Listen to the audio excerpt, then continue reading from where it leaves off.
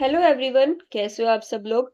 तो आज की वीडियो में हम पढ़ेंगे SBI clerk and IBPS clerk mains के मोस्ट इंपॉर्टेंट करंट अफेयर्स का पार्ट 1 मैंने ऑलरेडी चैनल पे अपलोड कर दिया है। आप मेरे चैनल पे जाके देख सकते हैं। बाकी मैं डिस्क्रिप्शन बॉक्स में भी लिंक डाल दूंगी, वहां से आप देख लो। तो ये जो क्वेश्चंस मैं करवा रही हूँ इस सीरीज में, ये वो वाले क्वेश्चंस हैं जो इस साल बैंकिंग एग्जाम में पूछे गए हैं। उन्हीं थीम्स के बेसिस पर जो भी इम्पोर्टेंट क्वेश्चंस रहेंगे आगे के एग्जाम्स के लिए, वो सब मैंने बना दिए हैं। तो ये मोस्ट इम्पोर्टेंट क्वेश्चंस हैं। अगर आपने करंट अफेयर्स ऑलरेडी कहीं और से पढ़ लिए हैं तो भी आप ये सीरीज जरूर देखना, क्योंकि इससे आपको बहुत ज्यादा हेल्प मिलेगी।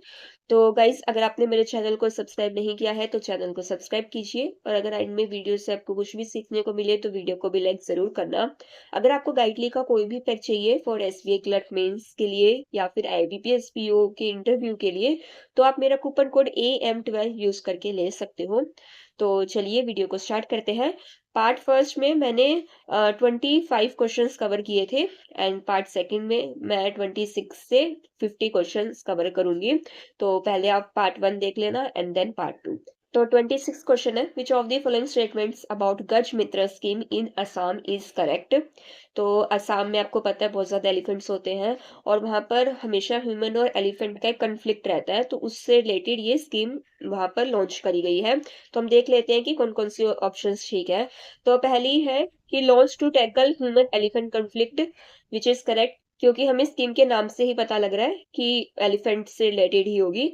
सेकंड है कि गांव प्रधान salary increase from 9,000 to 14,000, which is also correct, क्योंकि गांव प्रधान की सैलरी अब 14,000 कर दी गई है। थर्ड है effective from October 1st 2025, which is also correct. And fourth option है response team with 8 local members cover 80 conflict prone villages. ये भी ऑप्शन ठीक है, क्योंकि एक रिस्पॉन्स टीम बनी है 8 लोकल मेंबर्स की जो 80 कन्फ्लिक्ट प्रोन विलेजेस कवर करेगी।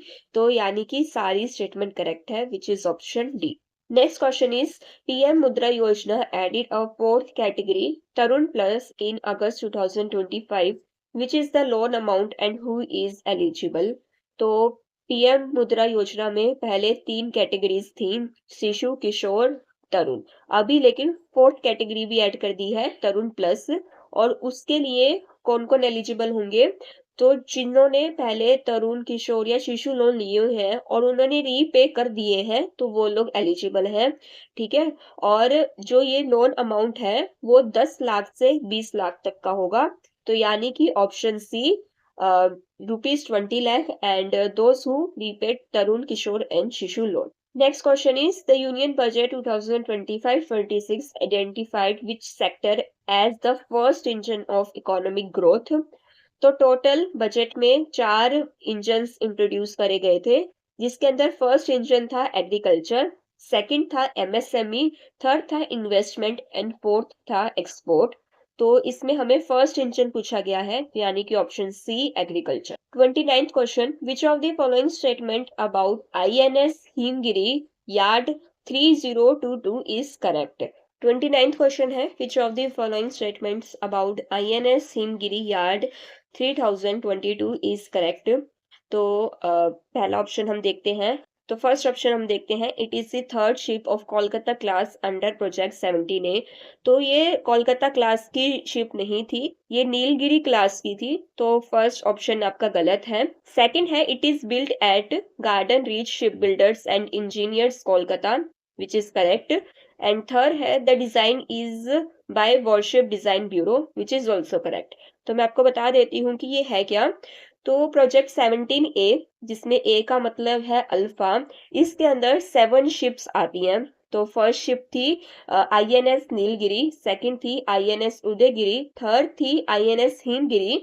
जो फर्स्ट ऑप्शन था उसके अंदर ये तो ठीक था कि थर्ड शिप है, लेकिन वो कोलकाता क्लास की नहीं है, वो नीलगिरी क्लास की है। ओके। फोर्थ शिप थी INS तारागिरी, फिफ्थ थी INS महेंद्रगिरी, सिक्स्थ थी INS डुनागिरी, एंड सेवंथ थी INS विंध्यागिरी। तो ये 7 शिप्स लॉन्च हुई थी, और इन सबके नाम माउंटेन्स के ऊपर है। तो आपको याद रखनी है कि प्रोजेक्ट 17A के अंदर 7 शिप्स लॉन्च हुई थी, और 7 शिप्स के नाम मैंने सब बता दिए। 30 क्वेश्चन है, SEBI revise the net worth requirement for custodians, which is the new requirement from early ₹50 crore. तो पहले 50 करोड़ रिक्वायरमेंट थी, लेकिन अभी उसको 75 करोड़ कर दिया है, which is option A.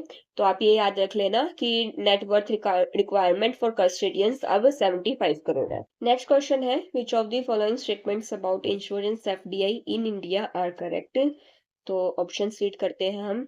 First option, FDI limit increase to 100% from 74% in budget 2025, which is correct. पहले 74% थी लिमिट, अभी 100% कर दी है। सेकंड ऑप्शन है, automatic route up to 49%, but beyond that requires government approval, which is also correct. जो 49% तक कोई गवर्नमेंट अप्रूवल नहीं नीड, लेकिन उसके अबव गवर्नमेंट अप्रूवल की नीड होगी। थर्ड ऑप्शन है, life insurance company can have 100% FDI without conditions. तो विदाउट कंडीशंस तो कुछ नहीं होता है, तो इसलिए थर्ड ऑप्शन जो है आपका गलत है। बाकी कई क्वेश्चंस ऐसे होते हैं जिसके अंदर हमें ज्यादा नॉलेज होती नहीं है, लेकिन हम एलिमिनेशन मेथड यूज करते हैं। इस क्वेश्चन के अंदर भी एलिमिनेशन मेथड यूज हो सकता है, क्योंकि आप देखो कि जो थर्ड स्टेटमेंट है वो एक एक्सट्रीम स्टेटमेंट है, क्योंकि इसके अंदर उन्होंने लिख दिया है कि 100% FDI without conditions, which is an extreme statement. तो थर्ड स्टेटमेंट जिसको अगर किसी को भी नॉलेज नहीं है, तो थर्ड स्टेटमेंट वो बता सकता है कि ये गलत होगी। एंड अगर आप ऑप्शन देखते हो तो सिर्फ एक ही ऑप्शन आपका ऐसा बनता है, ओनली 1 एंड 2, जिसके अंदर थर्ड ऑप्शन नहीं है, तो इसलिए इसका आंसर ए होगा 1 एंड 2। अगला क्वेश्चन है, who was appointed as chairperson of the capacity building commission in July 2025। तो कौन अपॉइंट हुए हैं as a chairperson of capacity building commission. तो वो अपॉइंट हुए हैं S Radha Chauhan. Next question है, which of the following statements about MERITE scheme is correct. MERITE की फुल फॉर्म देख लेते हैं पहले। तो मेराइट की फुल फॉर्म है multi disciplinary education and research improvement in technical education. तो एजुकेशन से रिलेटेड ये स्कीम होगी, और जो इसका टोटल आउटले है वो 4200 करोड़ रुपीस है टिल 2029 एंड 30। तो सेकंड स्टेटमेंट आपकी यहाँ पे इनकरेक्ट हो जाती है, क्योंकि इसके अंदर आउटले 6200 नहीं है, 4200 है, और ईयर भी गलत दे रखे हैं।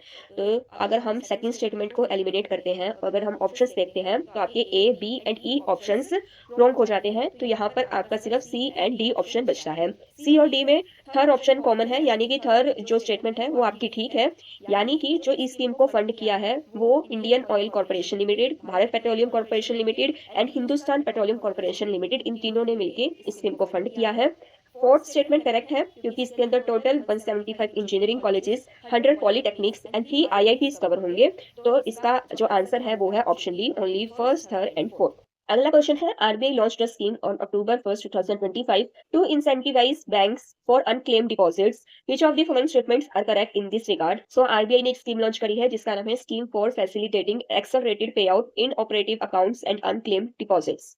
ठीक है, तो फर्स्ट स्टेटमेंट आपकी करेक्ट है। It is valid till September 30, 2026, which is also correct। Third statement है, banks receive incentives based on ageing 4 to 15 years. तो बैंक्स को इंसेंटिव्स मिलेंगे, लेकिन जो इंसेंटिव्स होंगे वो एज पे डिपेंड करेंगे कि जो अनक्लेम्ड डिपॉजिट्स है उनकी एज कितनी है, 4 से 15 ईयर्स तक की। तो थर्ड स्टेटमेंट करेक्ट है, एंड फोर्थ स्टेटमेंट रॉन्ग होगी, क्योंकि इसके अंदर कोई फिक्स्ड अमाउंट नहीं है। एंड फिफ्थ स्टेटमेंट है, applies to both deposits and safe deposit lockers, which is correct. तो यानी कि option E, only first, second, third and fifth. 35th question है, which of the following statements are correct regarding GST on insurance premium. तो अभी GST के rates change करे हैं insurance premium पर, तो अलग अलग इंश्योरेंस प्रीमियम पर अलग अलग रेट्स हैं। तो पहली स्टेटमेंट है, individual life and health insurance premiums are excepted from GST, यानी कि 0% जीएसटी है, विच इज करेक्ट। जितने भी individual life and health insurance के प्रीमियम्स हैं उन पर अब 0% जीएसटी लगेगा। सेकंड स्टेटमेंट है, general and group insurance policies are taxed at 15%, which is wrong, क्योंकि 15% नहीं 18% टैक्स लगेगा जितने भी जनरल एंड ग्रुप इंश्योरेंस होंगे। तो यानी कि इसका जो आंसर है वो है ए, ओनली 1। 36 क्वेश्चन है, RBI master direction as of October 9, 2025 consolidated into how many master directions covering how many departments. तो आरबीआई के जो मास्टर डायरेक्शंस हैं उनको कंसोलिडेट कर दिया है। तो अभी कितने मास्टर डायरेक्शंस हैं और कितने डिपार्टमेंट्स हैं वो हमें बताने हैं। ये आईबीपीएस पीओ मेंस में भी क्वेश्चन आया है इस साल, तो काफी इंपॉर्टेंट क्वेश्चन है, आप ध्यान में रखना। थोड़ा सा चेंज होकर आया था क्वेश्चन, एग्जैक्टली ये नहीं था, लेकिन मैंने एसबीआई क्लर्क और आईबीपीएस क्लर्क के हिसाब से ये क्वेश्चन बनाया है। तो इसके अंदर टोटल अभी कंसोलिडेट कर 238 डायरेक्शंस बने हैं और 11 डिपार्टमेंट्स बने हैं, तो यानी कि ऑप्शन बी।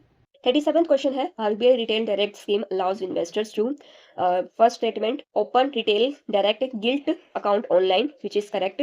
जो आरबीआई की डिटेल डायरेक्ट स्कीम है उसके अंदर इंडिविजुअल इन्वेस्टर्स ओपन कर सकते हैं अपना RDG account online at RBI detail direct .org.in पर, जिसके अंदर वो गवर्नमेंट सिक्योरिटीज को बाय कर सकते हैं in primary options and sell कर सकते हैं इन सेकेंडरी मार्केट्स। तो option second and option third correct है।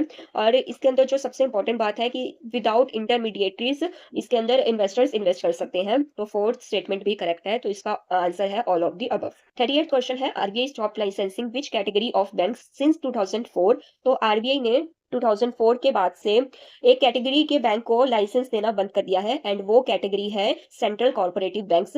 और ये क्वेश्चन इस साल के आरबीआई ग्रेड बी में आया था, तो इसलिए मैंने ये क्वेश्चन डाला है यहाँ पर।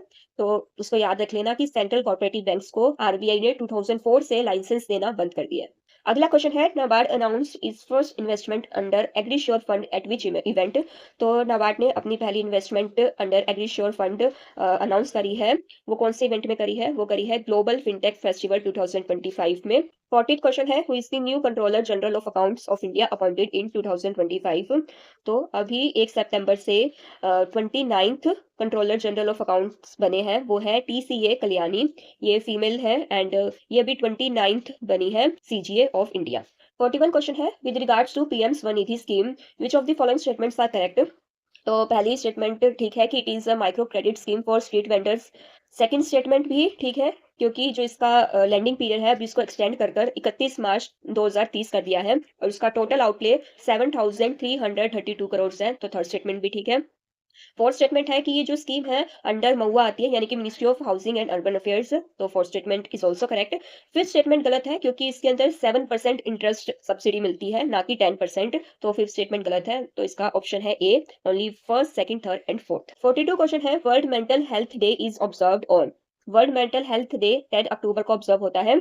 हमें मेनली इसकी थीम याद रखनी होती है और ये क्वेश्चन भी आरबीआई ग्रेड बी में आया था। तो इसकी थीम है अकॉर्डिंग टू डब्ल्यूएचओ, जो डब्ल्यूएचओ की वेबसाइट पर है वो है mental health in humanitarian emergencies. लेकिन एक और थीम है जो आप याद रख लेना, वैसे इन दोनों थीम्स में से एग्जाम में कोई एक ही थीम ऑप्शन में आएगी क्योंकि कई जगह पर जो दूसरी मैं अभी स्कीम बताने वाली हूँ वो भी दे रखी है, तो मैं यहाँ पे आपको दोनों थीम्स बता रही हूँ। तो पहली थीम मैंने बता दी जो अकॉर्डिंग टू डब्ल्यूएचओ के है, वो है mental health in humanitarian emergencies.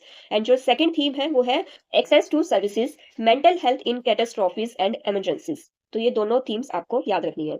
Next question है, Rajasthan approved a greenfield airport at which location near Chambal river basin. तो राजस्थान ने अप्रूव किया है greenfield airport at Kota Bundi with an investment of 1,507 crore near Chambal river basin. 44th question है, which institute has created India's first action photonics based high speed quantum random number generator. तो IIT Madras ने QRNG create किया है for industries, लेकिन अभी RBI encryption के लिए इसको यूज कर रहा है। 45th क्वेश्चन है, as per NPCI data which UPI apps lead to top 2 ranking in transaction volume in July 2025। तो पहली स्टेटमेंट है Google Pay is on first 8.93 billion transactions volume, which is wrong क्योंकि first पर हमेशा phone पे रहती है एंड सेकंड पर गूगल पे रहती है, तो ये दोनों ही स्टेटमेंट गलत है। तो option D, none of the above. 46 question है, which country eliminated sleeping sickness यानी कि ह्यूमन अफ्रीकन ट्रिपनोसोमियासिस। तो कौन सी कंट्री ने एलिमिनेट करा है? वो है केनिया। और ये जो डिसीज है ये एक पैरासिटिक डिसीज है जो ट्रांसमिट होती है से फ्लाइज से। 47th क्वेश्चन है, which of these are kharif crops. तो आपको basic kharif and rabi crops याद होने चाहिए। तो इसके अंदर से कौन कौन सी खरीफ क्रॉप्स है वो हमें बतानी है। फर्स्ट राइस है, सेकंड कॉटन भी है, थर्ड ज्वार भी है, फोर्थ वीट नहीं है, वीट एक राबी क्रॉप है, एंड फिफ्थ मस्टर्ड भी नहीं है, मस्टर्ड भी एक राबी क्रॉप है। तो यानी कि option A, only first second and third. 48th question है, which of the following features appear on the back side of a legal Indian currency note. तो इस टाइप के क्वेश्चंस भी हमें एग्जाम में देखने को मिल सकते हैं, तो इसलिए मैंने ये क्वेश्चन डाला है। तो करेंसी नोट के बैक साइड पर कौन कौन से फीचर्स अपीयर होते हैं?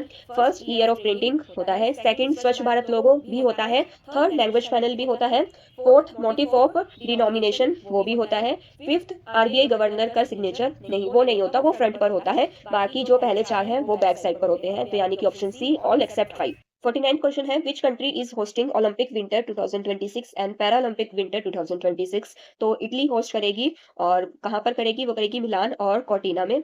और ये क्वेश्चन आईबीपीएस पीओ मेंस में आया था। इसके अंदर इसके मैस्कॉट पूछे गए थे, तो मैं मैस्कॉट बता देती हूँ।